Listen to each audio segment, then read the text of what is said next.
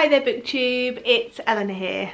It's been quite a long time since I've made a video and there's been various reasons.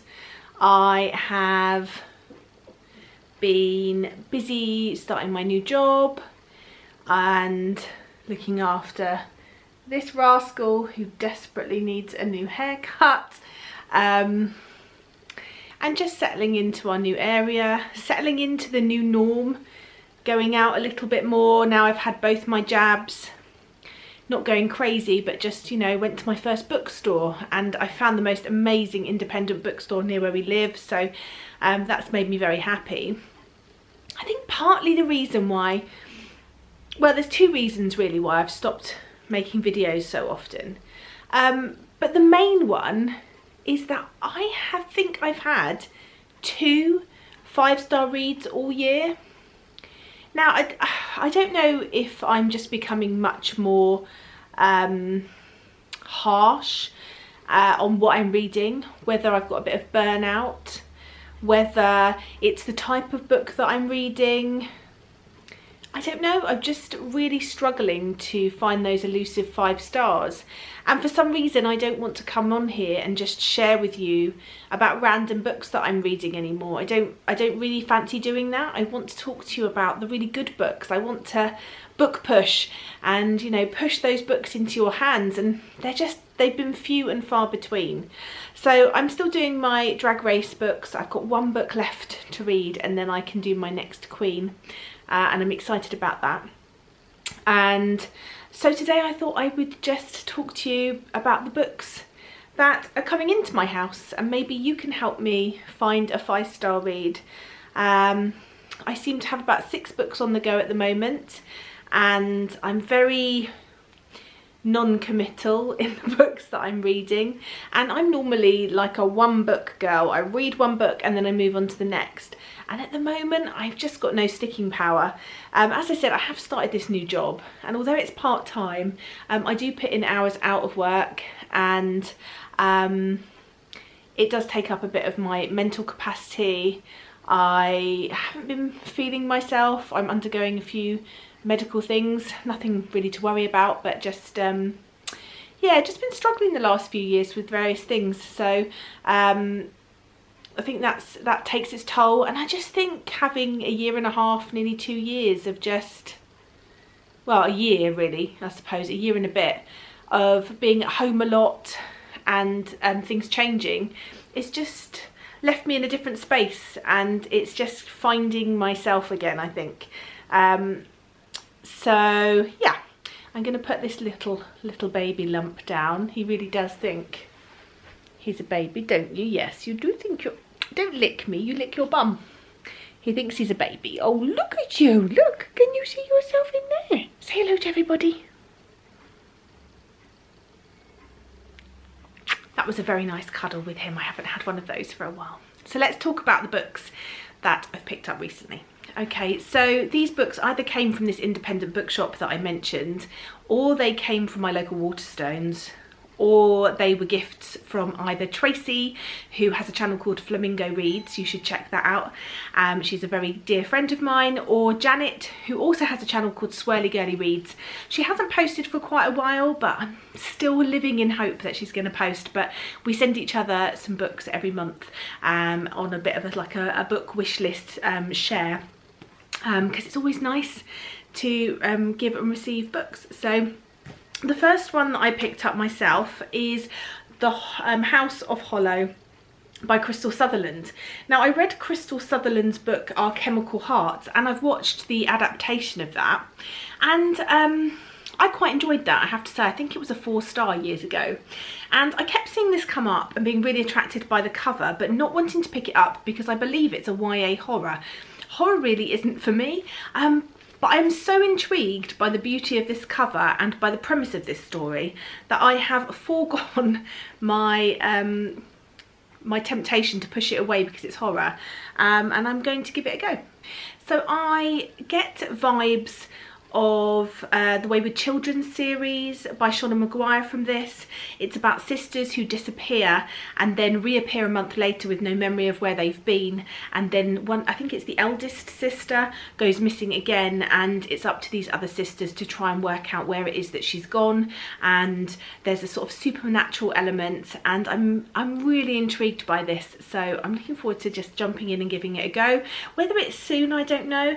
You know, you get these books and then you put them off to the time that you think they're going to be the best. So you know, normally I would put this off until October time, maybe Halloween, but I'm not going to do that now. I'm going to just put it straight on my list and pick it up when I'm feeling ready. The next one again follows in that darker theme, and it was one that Tracy told me about, and I was like, there is no way that I cannot get this book. I'd never heard of it, so it's completely down to her that it was on my radar, and it's called Mina and the Undead. This again is YA. It's by Amy McCraw, and this is set in New Orleans, which is definitely one of those places that I'm fascinated by and is on the bucket list of places to visit when we're allowed to travel again. So I think this is about a girl. She goes to visit her sister who lives in New Orleans, and she ends up getting a job at like a haunted house as a tour guide, but during one of her tours she discovers a girl dead with puncture marks. Could be some vampiric stuff going on here, and there might be a bit of a love interest. I don't know, it just sounds like it's going to give me good vibes. Maybe a bit of Buffy, yeah, maybe a bit of Interview with a Vampire, I don't know. This said suitable for fans of gothic YA and murder mysteries, so I'll give it a go.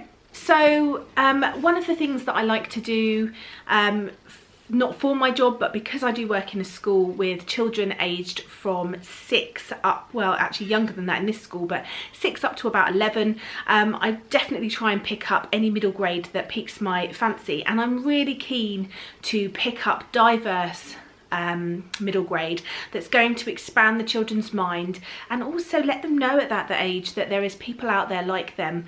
We're in an age where I think those conversations are being had, which I think is so important, so that children who feel different know that they're not alone.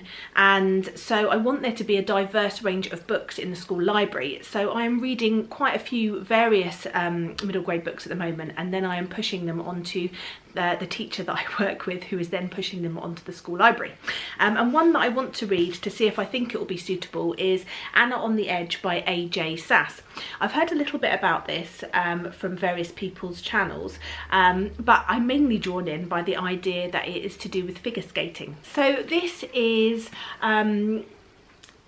an interesting story about Anna, who is a figure skater. She is coming up to a big competition, and a transgender boy begins at the ice rink, and Anna is fascinated by this boy, and also by the fact that the theme for the next ice skating competition is princesses, and she doesn't feel comfortable with this idea. She's not a frilly dressed type of girl, and this transgender boy mistakes her for a boy, and she doesn't correct him, and she actually feels more comfortable than she's ever felt, and she sort of revels in this boyish persona and is following her story. And I don't know the outcome because I haven't read it yet.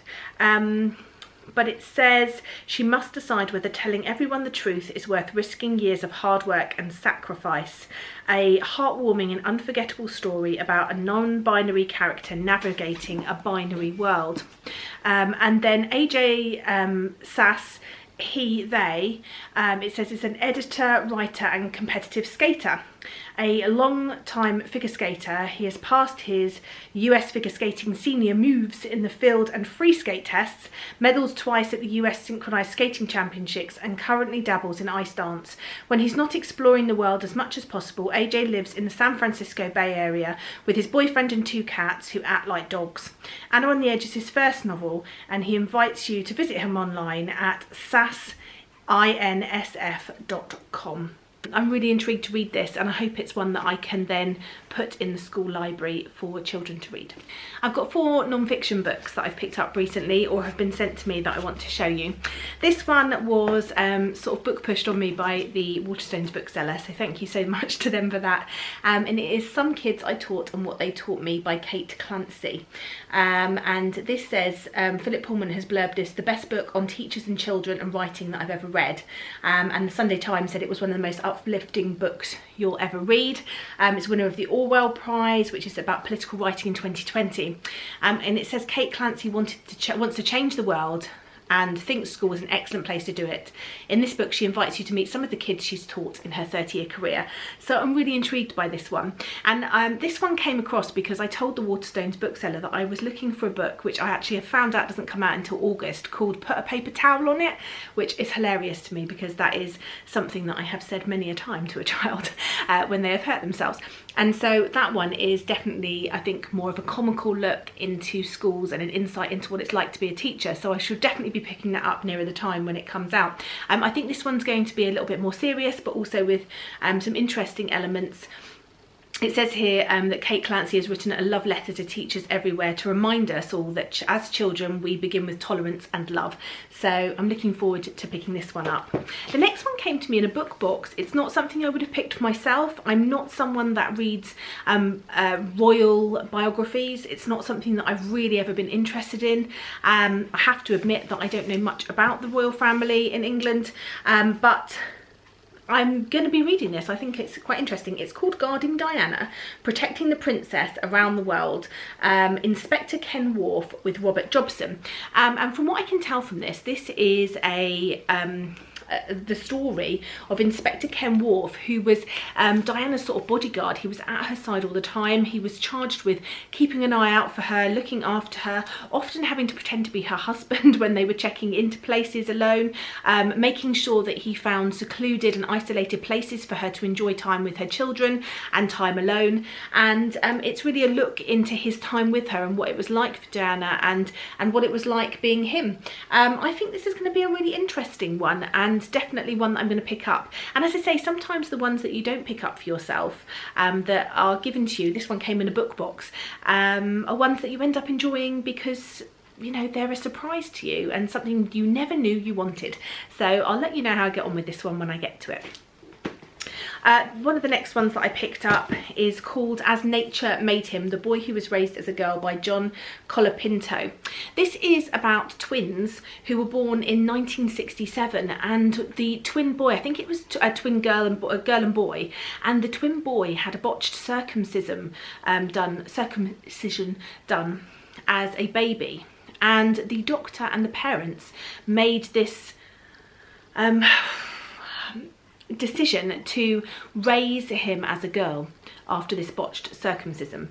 And it's this boy, knowing that he's a boy, knowing that he is a boy, and yet being told that he is a girl because of his genitalia and an accident at his birth.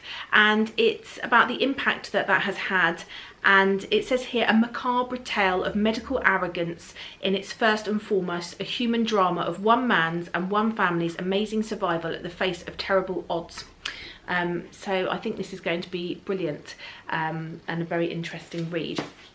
And then the last non-fiction is The Babysitter, My Summer with a Serial Killer by Liza Rodman and Jennifer Jordan. I think, again, I found this out on Tracy's recommendation, or Tracy had it on her wish list, and when I read the blurb I was like, oh yeah, that sounds good. It's a chilling story, part memoir and part true crime, about a young girl longing for love who found friendship with her charismatic babysitter, who was also a vicious serial killer. So this is about the summers at Cape Cod Liza Rodman spent as a lonely young girl. Her mother worked in a motel and danced most nights in the Provincetown bars, and her babysitter was this gentle hotel handyman, and he took her and her sister on adventures in the Truro Woods, which is in Cornwall in the UK. And it turns out that her babysitter was a serial killer all along, and this is the story of that, and I just think it sounds fascinating. Okay, so a couple of more fantasy books. I've definitely been feeling the fantasy a bit more. I recently read a book called Survivor's Champion. Is it Jennifer Morisi? I can't remember the name of the author. I think it was independently published, but I really enjoyed it, and I forgot how much it, how immersive it is to lose yourself in a fantasy, a really good fantasy. And so I've picked up a couple to try. They're all quite different actually. This one I just keep seeing amazing things about, and that's Legend Born by Tracy Dion. I've heard nothing but good things about this one, and so I really wanted to pick it up for a while, and I saw it in Waterstones on a buy one get one half price, and so I picked it up. So this is about our main character Bree. She is a really bright 16-year-old girl, and when her mother dies in a car accident, she decides what way better to sort of try and get over this than to go to a residential program and sort of really try and push herself, get an escape and the perfect opportunity to sort of push herself, and then on her first night there is some sort of magical attack. This sort of unlocks magical ability within herself, and I think we've definitely got sort of an Arthurian, Merlin, Knight's tale where she discovers a bit more about her birthright perhaps, and yeah, it just sounds really good. I think this cover is gorgeous, so I'm looking forward to reading this. The next book is a sequel to a book that I gave 5 stars, and I have been anticipating this one. I've been waiting, and I finally got my hands on it. I think I missed when it was actually released, and then when I realised it had been released, I was like, oh my god, I need that. It is The Beast Warrior by Naoko Uehashi. I absolutely loved The Beast Player. As I say, it was a 5 stars from me. I thought it was phenomenal. And this is a follow-up, so I won't tell you too much about it. But in the first one, we follow a young woman as she discovers her ability to talk to these ancient animals, which are sort of dragon-like animals, which is her sort of ancestors. Her ancestors' sort of role was to look after these animals, and things happen. She ends up having to sort of make political decisions and looking to sort of find the right thing to do for all involved, and especially for the animals themselves. There's a bit of a school element where she goes to learn how to take care of these animals and how to ride them, and it was just really good, and I'm looking forward to the follow-up. And then the other one is a bit more literary fiction, and this is Ariadne by Jennifer Saint. This is the most beautiful hardback. It's so beautiful with its gold foiling. This is in the vein of a lot of these books that are coming out, which are looking at gods and goddesses and Greek stories told more from a perspective of the females. This is about Ariadne. She's the daughter of King Minos. She's grown up learning about this Minotaur, I think it is, who is in the labyrinth beneath, yeah, the Minotaur, who's in this labyrinth beneath the palace. She falls in love with a visiting prince, I think, and then ends up wanting to help him defeat the Minotaur, and in order to be with him, and she has to look at, you know, betrayal and who she's going to trust and who she's going to help. And I think this is going to be really good. I loved books like The Song of Achilles and Circe, and I'm hoping this is in a similar vein, so I'm looking forward to getting to this one. And in fact, I've missed a non-fiction, so I want to show you another one. This is The Mango Girl by Ava Eagle Brown. I'll show you the cover here. I just think it's really stunning. I'm going to read you the back of this one because I think it does it better justice. Growing up being abused by her father, deemed unworthy of the love of her mother, ashamed of your upbringing, living in an environment that few survive, and nowhere to turn but within, the Mango Girl was determined her life wasn't going to end the way it began. From a very young age, Dr. Ava Eagle Brown learned the life lessons of perseverance and survival. In The Mango Girl, it is the courageous story of growing up in one of the poorest areas of Jamaica. Ava's determination and courage gave rise to her belief that she was destined for more than her community could offer. The expected and ingrained recreational activities of sex, raising babies and going to the farm were not enough for this young girl. She taught herself fortitude, enough to forge a very different path than the one expected of her. Ava's story starts in an area of high deprivation, even by rural Jamaica standards, where the need to find food often won over school attendance.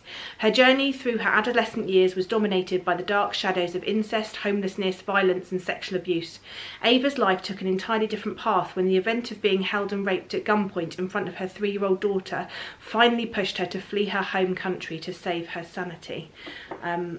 I think this is a really important book, and I'm so pleased that I picked it up. I can't remember where I heard about it now, but this is one that I'm really thinking that needs to be read, and I'm looking forward to reading it and sharing it with you and letting you know how good it is. I finally picked up a book that I think everybody and their dog has read, bar me, and that is Hamnet by Maggie O'Farrell.